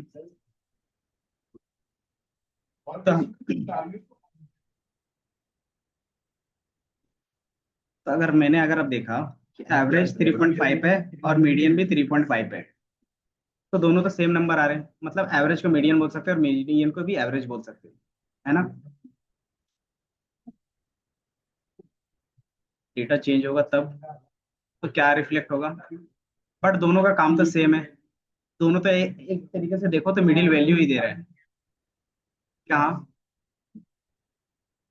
अब वो तो पता है कि थोड़ा सा तो अलग होगा ही, तभी तो अलग अलग है। देखो, एक काम करने का कई तरीके होते हैं। तो ये दो तरीके हैं कि आप क्या करते हो, मिडिल वैल्यू निकालते हो। इधर देखो, क्या हो गया सर, क्या नाम है, आलोक। इधर मीडियन क्या होता है और एवरेज क्या होता है, पहले ये जान लो, तब फिर सैलरी आना। कि एवरेज आपको पता नहीं चल रहा है तो फिर क्या एज एनालिस्ट काम करेंगे। और मीडियन, दोनों का काम रहता है मिडिल वैल्यू फाइंड करना बस। एवरेज से भी आप क्या करते हो, मिडिल वैल्यू निकालते हो। कैसे पता चलता है। आ रहे आ रहे डिफरेंस पे ही आ रहे हैं। तो दोनों का क्या होता है कि वो मिडिल वैल्यू देता है। कि अगर मैंने बोला कि आप लोग का जो एवरेज क्या है, एज है 22 है, इसका मतलब क्या है कि मैं सबको 22 ही बोलूंगा, है ना। कि अगर मेरे पास क्या है, किसी का 21 है, किसी का 20 है, किसी का 23 है, किसी का 24 है, 21 है। इस तरीके से हमारे पास क्या है, नंबर्स हैं। अब मैंने बोला इसका एवरेज 22 है, तो इसका मतलब क्या है कि इसका जो मैंने एवरेज बोला 22 है, इसका मतलब क्या है कि मैं यहाँ पे आप सबको बोल रहा हूँ 22। ये बेसिक मीनिंग होता है कि मैंने सबको क्या बोल दिया, 22 बोल दिया। हो सकता है किसी के लिए सही हो, किसी के लिए गलत हो, किसी के लिए ज्यादा ही गलत हो, है ना। बट ऑन एन एवरेज अगर आप एवरेज 22 बोल रहे हैं, मतलब वो चीज सबके लिए फिर अप्लाई होगा, है ना। तो यही चीज क्या होता है, मिडिल के बेस पे भी होता है। कि जो भी हमारे पास मिडिल में जो वैल्यू आएगा, वही क्या होगा, सबके लिए अप्रोक्स सही होगा। कि आपको क्या करना है, 10 लोगों में से एक लोगों का नंबर बताना है जो सबके लिए ट्रू हो। तो कौन सा नंबर चूज करोगे, कि जो मिडिल में होगा, ताकि क्या हो, पहले वाले वैल्यू के लिए भी ज्यादा गलत ना हो और बाद वाले वैल्यू के लिए भी ज्यादा गलत ना हो, है ना। क्योंकि मुझे क्या करना है कि 10 नंबर को एक नंबर से रिप्रेजेंट करना है। तो क्या कर सकते हैं, बेस्ट चॉइस क्या रहेगा, मिडिल वैल्यू ही रहेगा। तो वही चीज हम लोग यहाँ पे भी निकालते हैं, एवरेज। उससे क्या होता है कि एरर का जो चांस रहता है वो कम रहता है, पहला। दूसरा, कि हम उसको एक नंबर में रिप्रेजेंट कर सकते हैं, इसलिए, है ना। ये समझ में आया। अब इसमें आता है कि मीडियन और मीन का क्या कॉन्सेप्ट है, कि मैंने एक 100 भी ऐड कर दिया, अब इसका एवरेज क्या होगा और इसका मीडियन क्या होगा, ये बताओ।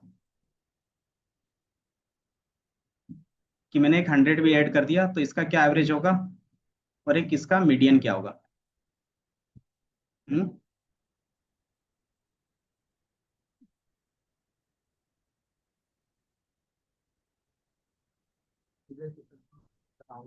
हम्म। अच्छा, एवरेज देखो।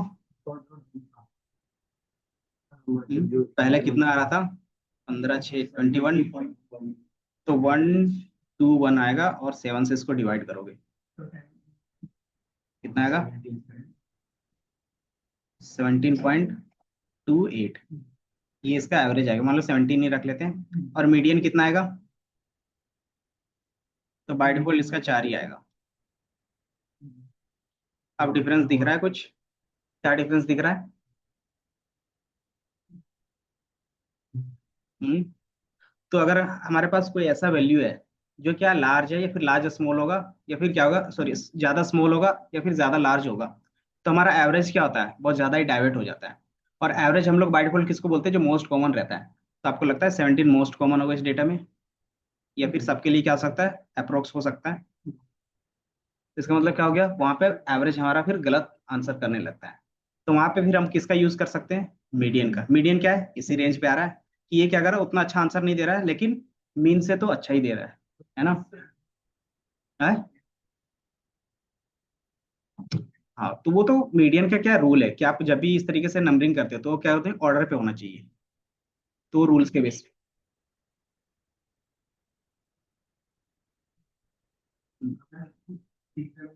हाँ, आउटलायर्स के बेस पे, कि अगर आपके पास आउटलायर डेटा है तो उस समय आप मीडियन यूज कर लेते हो, अगर आउटलायर नहीं है तो आप एवरेज और मीडियन कोई भी यूज करोगे तो सेम रिजल्ट आएगा।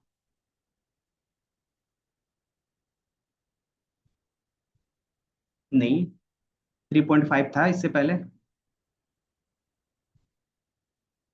उसी के मतलब उसी के रेंज पे होगा, जो मोस्ट कॉमन डेटा होगा ना उसी के रेंज पे होगा, लेकिन ये जरूरी नहीं है कि वही डेटा पॉइंट होगा। कि जैसे बाय डिफॉल्ट ये 4 क्यों आ गया, क्योंकि ये मिडिल पे लाई कर रहा है। अगर ये दो डेटा पॉइंट के बेस पे करते तो ये दोनों का क्या रहता है, एवरेज रहता है ना। तो ये बेसिक डिफरेंस होता है, कि आप क्या करते हो, मीडियन तब यूज करते हैं जब आउटलायर रहेंगे, और जब हमारे पास आउटलायर नहीं है तो एवरेज यूज कर सकते हैं। क्या, बार ग्राफ।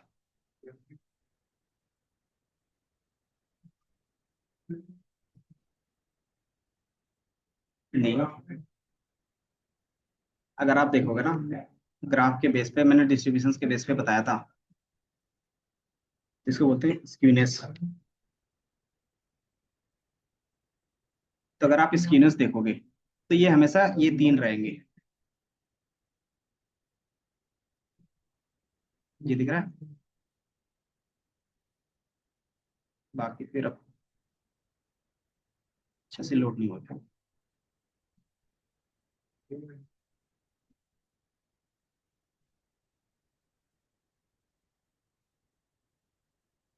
यहाँ पे थोड़ा सा अच्छे से दिख रहा है, ये दिख रहा है। अगर आपका क्या है, इधर पॉजिटिव है, मतलब राइट स्क्यूड है या लेफ्ट स्क्यूड है, तो आपका क्या होगा, उसके बेस पे मीन मीडियन मोड भी शिफ्ट हो जाएगा। और बाय डिफॉल्ट अगर वो नॉर्मल डिस्ट्रीब्यूशंस पे है, तो नॉर्मल डिस्ट्रीब्यूशंस में क्या होता है, मीन मीडियन और मोड तीनों सेम होते हैं। तो जो बाय डिफॉल्ट हम लोग 1 2 3 4 5 6 कर रहे थे वो नॉर्मल डिस्ट्रीब्यूशंस पे था, इसलिए उसका मीन मीडियन मोड सेम आएगा।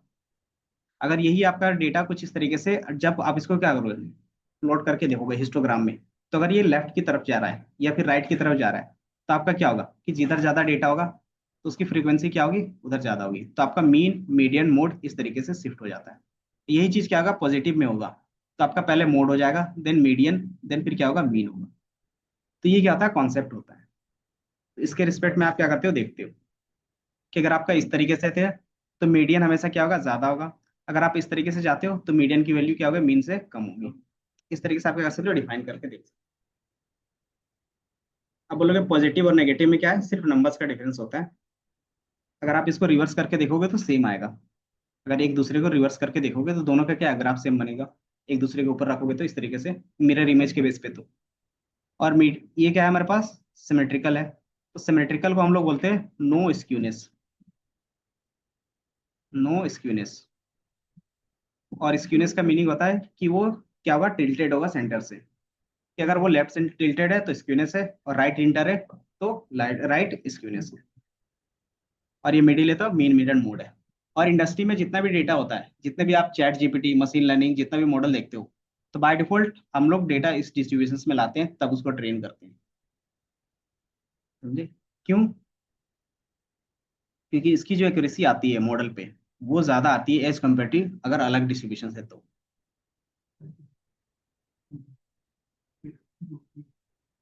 हम्म, तो मुझे पता चल जाएगा ना कि मैंने बताया था कि इसका जो 99% डेटा है वो इसी पे लाई करेगा। और अगर मुझे पता है कि इसी के बीच में लाई करेगा तो उसके बेस पे आंसर सही हम लोग करवा सकते हैं, है ना। तो वो चीज इन फ्यूचर अब कोई भी डेटा आएगा तो मुझे पता है कि इसी चीज को कवर करेगा वो, तो उसका जो प्रिडिक्शन का सिस्टम होगा वो सही होगा।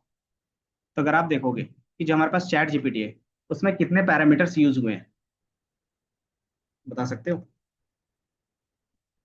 चैट जीपीटी पे कितने पैरामीटर्स क्या होते हैं, आप बोल सकते हो वर्ड्स। Chat GPT